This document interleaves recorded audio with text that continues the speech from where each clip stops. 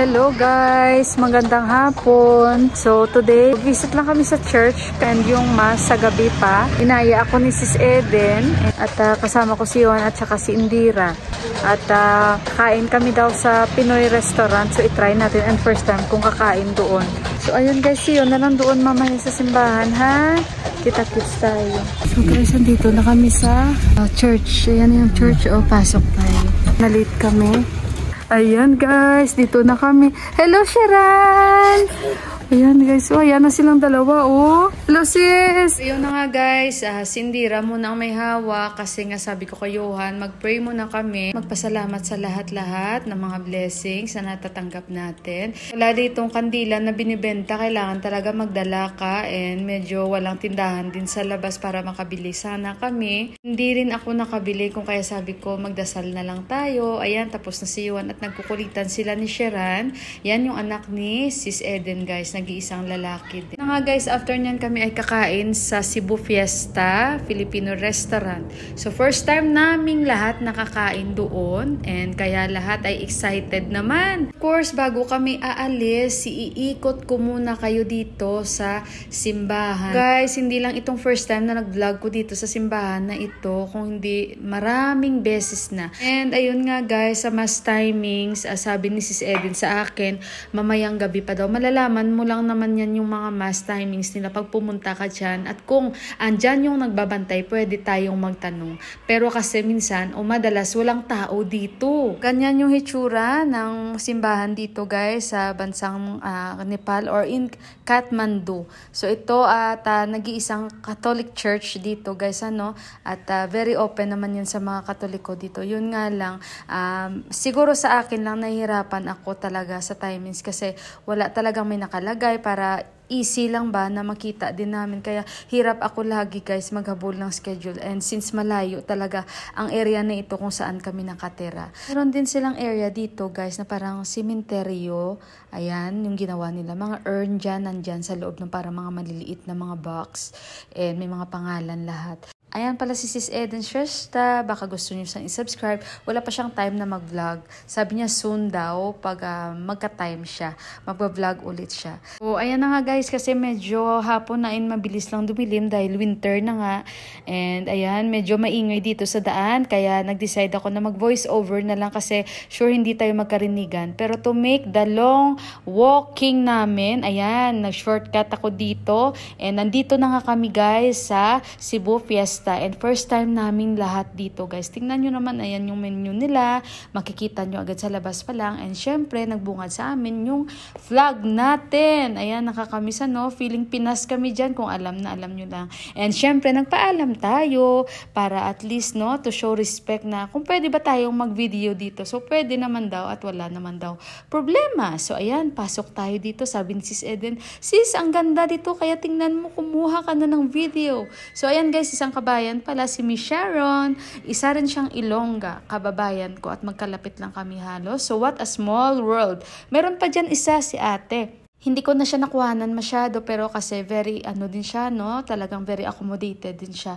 And yan si Miss Sharon at saka yung aso nila na talagang very friendly din and sobrang happy kami at natutuwa kami talaga sa aso nila. And napaka-cute guys, hindi siya nagagalit and parang sanay talaga siya sa maraming tao kasi parang ini-entertain niya rin kami. So naaaliw din naman kami sa kanya kahit yung mukha niya galit no, pero nakakaaliw siya. And ito na yung mga menu nila and syempre with price. So, maganda din yung ganito paminsan-minsan, kain din tayo. And para maiba naman guys, hindi lagi momo or chow mein yung makikita nyo. And ayan na nga guys, si Indira, sabi ko, ayan, for the first time matitikman mo na yung Filipino na mga pagkain. Walang momo dito, walang chow mein dito, kaya natatawa kami ni Sis Eden. So, ayan guys, pili-pili muna kami kung ano yung aming kakainin dito. And si Johan talaga paborito niya yung siopaw. So, nagkataon din, meron silang siopaw na available sa isang plate is 400 rupees, 3 piraso na siya. And mamaya guys, titikman natin kung talaga bang masasarap ang kanilang mga niluluto dito. At kung talaga bang lasang Pinoy na Pinoy. And syempre, sobrang happy ako dahil si Yon, yung concern niya talaga is kung available ba talaga yung siopaw dito or hindi. Nakakatuwa pa dito guys is lahat kami first time. Yan na nga guys, na-serve na yung aming mga hot drinks. And dumating na rin yung chicken spring roll ni Sis Eden na in-order para sa kanila. And of course guys, alam nyo yung feeling that time na habang piniprepare nila yung aming pagkain, nag-usap kami ni Sis Eden na alam mo yung feelings na parang naninibago kami, yung amoy ng niluluto nila. Parang nasa Pilipinas talaga kami. And then alam mo yung pagsiserve, iba kasi na maranasan mo yung talagang Pinoy ang dating at yung environment, ibang-iba, i-compare mo dito guys. So ayan, sabi ko kay Johan at kay Indira, magugas muna sila ng kamay bago tayo kumain. And ayan yung in-order ko sa kanila since gusto rin naman nila kainin yung inasal with achar and yung chicken spring roll nila again ni Sis Eden, and sa amin wala pa. At yung in-order namin actually ni Sis Eden pareho kami. Sa amin naman is sutanghon bihon, yung in-order namin dalawa pareho kami. Natakam na ako dyan guys kasi medyo gutom na yung amoy ng pagkain. Kain tayo po! So, ayan guys, medyo excited na rin kaming lahat at medyo nagutom sa kakalakad kasi medyo may kalayuan din ito sa church. Yung nakakatuwa dito is parang naninibago kami, lalong-lalo si Eden kasi Pinoy talaga yung mga kakainin namin. Lalong-lalo si Indira, first time niya talaga matikman at walang sabaw, which is hindi sila sanay kumain na dry. So sabi ko sa kanya, itry mo yung Pinoy food. Guys, kain tayo! Kaso lang baka masi-PR ako. So, gusto ko talagang kumain ito. Kain na Sis Eden siopaw. Johan, Indira. Pa ako dito guys kasi kahit si Sis Eden hindi niya rin alam ano unahin niya, siopaw, chicken spring roll or yung kanyang sutanghon bihon. Ganun din si Johan guys, parang hindi niya rin alam kung ano yung uunahin niya nakakainin, yung inasal ba niya or yung siopaw ba niya. By this time guys, tapos na kaming kumain and naubos ko talaga guys yung aking plato. Kita niyo si Sis Eden kasi syempre dalawa lang sila ni Sheran and medyo hinahinay si Sis Eden kasi sabi niya baka daw sumuka siya. Natatawa talaga ako dyan kasi sobrang happy namin kung alam nyo lang. And ayan nga guys, si Kabayan, Pinoy po siya and wala po siyang asawang Nepali. Siya po yung cook dyan. Wait, kita YouTube okay lang. YouTube parang okay. Ayan guys, siniset lang ni Kabayan dahil medyo pwede tayong mag-ingay-ingay dito or kanta-kanta. So why not, diba? So, since paborito namin, pareho kami ni Sis Eden na paborito rin yung The Course. Ayan, sabi ko sa kanya, yan na yung kantahin natin. So, ayan guys, para may kaunting kasiyahan naman at sumaya naman at may buhay naman, magsayaw-sayaw naman tayo para hindi naman medyo dry yung ating paligid, diba? So, at least, ayan, si Sis Eden, siya na yung singer. Ako na yung naging dancer. Wala nang iyaya ito. Todo bigay na yan. Ayan, pak, pak, pak, pak. So, ayan, since feel na feel din ni Sis Eden yung kanta ng The Course, and syempre ako din, dahil idol na idol ko ang mga yan, why not, diba? Sabayan natin si Sis Eden. Be happy lang tayo. Life is too short, guys. So, yung anak ni Sis Eden, napalundag-lundag na rin si Sheran, Talagang masayang-masaya yung mga bata na kasama namin.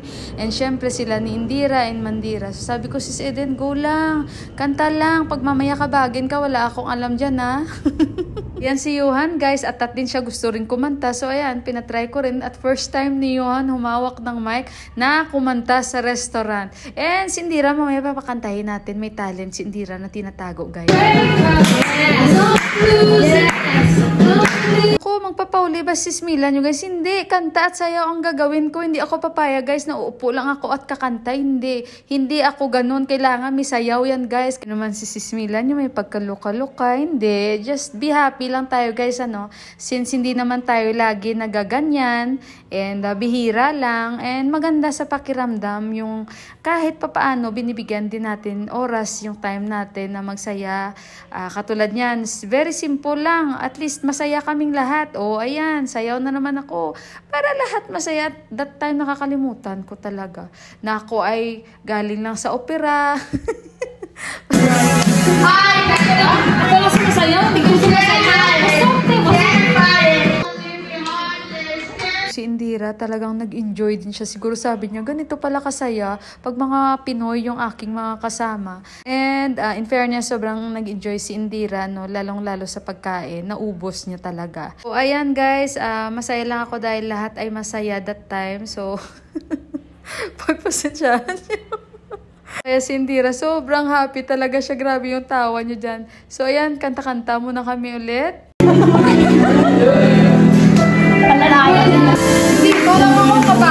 So, ayan guys, si Johan, sobrang happy siya. Kaya gusto niyang sumayaw talaga dyan. So, kaya hinahayaan ko siya. Ayan guys, nagduduet na yung dalawa, si Eden at si Indira.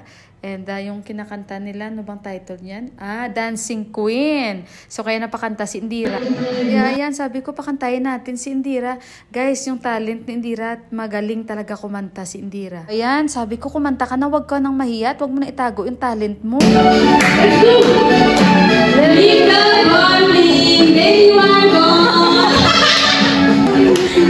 Ayan guys, pasensyahan nyo na, hindi na ako nakapag-vlog kagabi kasi nga ginabi na kami dahil sobrang traffic and medyo may kalayuan talaga sa amin yon. And nagsabay pa kami ni Sis Eden pero humiwalay din sila sa amin dahil iba yung kanilang kumbaga route pauwi. So kaya ayun, and sobrang happy kami and sobrang sarap ng pagkain nila. And hopefully yung siopaw nila, sana meron na next na gravy kasi masarap din kahit paano yung kanilang siopaw and parang nakakawalang homesick yung mga pagkain nila.